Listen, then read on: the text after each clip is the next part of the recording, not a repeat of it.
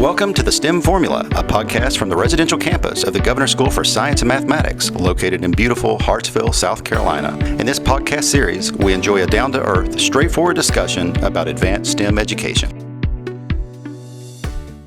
Hi, I'm Michael. And I'm Nicole. Nicole, it's good to have you back. While you were gone, we were able to interview Dean Cynthia Young at Clemson and architect Alex Lay in Greenville. So who do we have today? We're talking to Dr. Kristin Walker, a physics teacher from the Governor School of Science and Mathematics. She has extensive experience teaching physics with us and has great advice to share with us today. Yeah, Dr. Walker is also one of our department chairs. Hi, Kristin. Welcome to the STEM Formula. Thanks for joining us today. Thank you. It's good to be here. Can you start out by telling us about your background and how you came to the Governor School? Yes. So I've always been interested in math and science, especially math, and got into physics because it's applied math. Throughout my undergrad, realized that I enjoyed teaching, but I wasn't sure what level I wanted to teach. Didn't really want to teach high school, so I went and got my PhD in optical science and engineering, working with correction systems for telescopes. And then through my TAing, I realized how much I actually enjoyed the education side. And actually, my graduate school was more for the education. I was a black sheep in that regard of not wanting to do that. Taught at a small liberal arts college for about 5 years, and then this opportunity came to teach here. I was a little hesitant to come to the high school level after teaching college, but I realized the opportunity to impact students at a younger age when they're still figuring out what they want to study, still trying to figure out what's out there in terms of the STEM field, that I really appreciated that here at the Governor School, of reaching them at a younger age, and not later when they're already set in their college career for that. So that's why I'm coming here, and I'm enjoying that. I'm enjoying that chance to let them know what physics is the first time they're seeing it, and then they still have some opportunities to decide their field of interest. Yeah, that's a lot of fun. And one of the ways you get to impact students in a way that you might not at a college is you've been teaching some interesting elective classes, physics and the arts, and you're adding a physics and sports class soon, right? Can you tell us a little bit about those classes and how you reach students in those particular classes? Yeah, because one of the things at the Governor School is all the students had to take physics somewhere in their career. So we cover the basics of mechanics, electricity, magnetism, but like I said, they're still high school students and they may not take another physics class, especially if they have some dual enrollment. So I enjoy optics, I enjoy arts and music, I play musical instruments and sing, so I wanted to incorporate that in the curriculum. So I came up with this physics and the arts class that's meant for students still have to have the same math experience as a normal physics course, but they don't need to have had the full year of physics before taking this course. So we do half of it with music. We talk about musical instruments, musical scales, talking about how different mouthpieces like a trumpet versus a clarinet reed work, and going into some of the details with that. So that's half the class. The other half is looking at photography and looking at the optics. That's where I can really bring in my PhD love into that. And then we also go beyond the normal physics curriculum and going into some color mixing, talking about history. Actually, we always do a class where we talk about history of record players and phonographs, and going into cassette players for the music side. And we also do some of the history when we're looking at the photography side. It's also a fun course because I can be a little bit more interdisciplinary and bringing in the biology of the eye, the biology of the ear. So I've been enjoying that. So I'm introducing a new course next year, Physics of Sports. So a lot of our students are interested in exercise science. My previous job, there was an exercise science kinesiology class, so I might bring in some elements of that. So I'm going to talk with some of my biology colleagues and brush up on some anatomy, physiology with that, but bring in the physics of the body, the kinesiology part, but also looking at some of the physics of athletic equipment. Why do curve balls curve?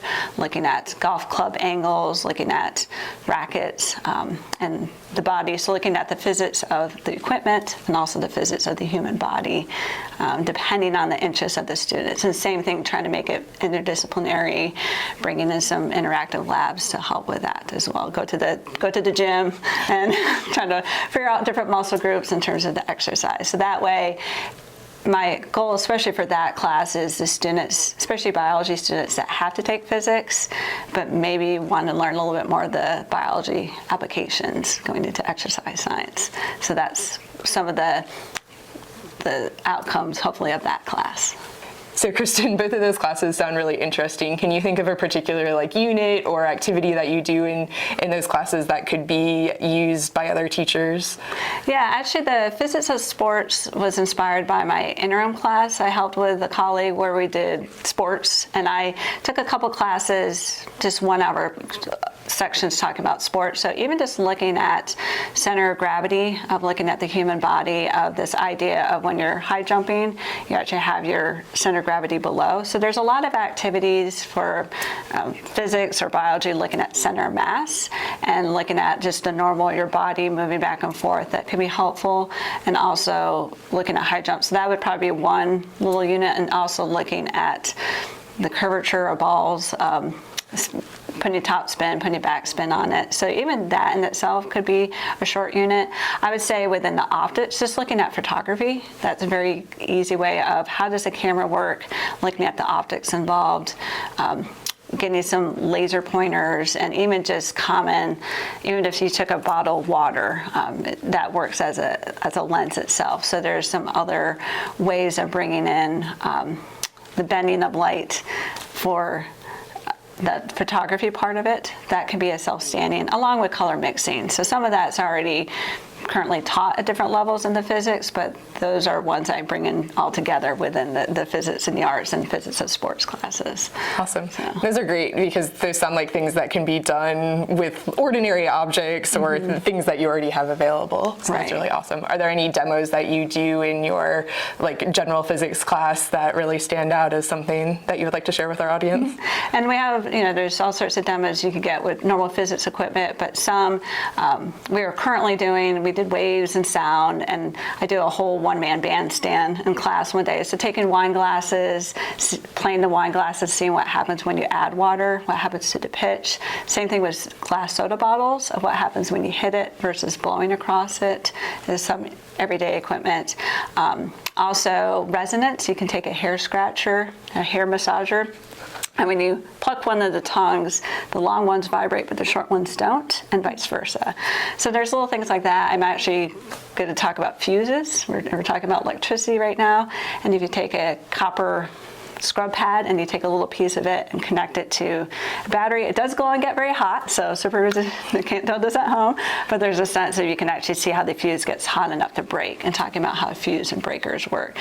Because a big thing with physics is trying to bring in the real world applications. It gets very math heavy, and as you know, the math, why do we need the trig? Why do we need the math part of it?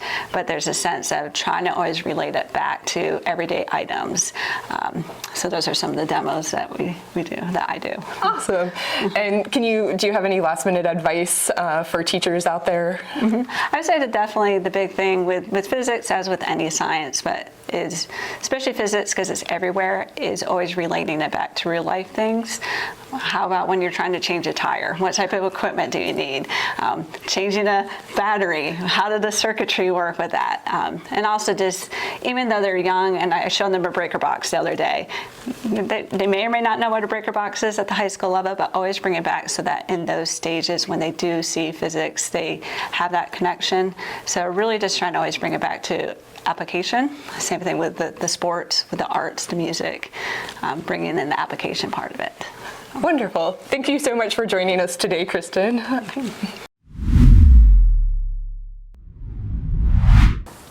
Now, Nicole, you've known Dr. Walker for quite a while, and I know you're friends. Did you learn anything in that interview that you didn't already know? One thing that really stood out to me, Michael, was her emphasis of using real-life examples and the small demos that she does throughout her class to really bring home the fact that physics is something that you see in your everyday life. It's not something abstract.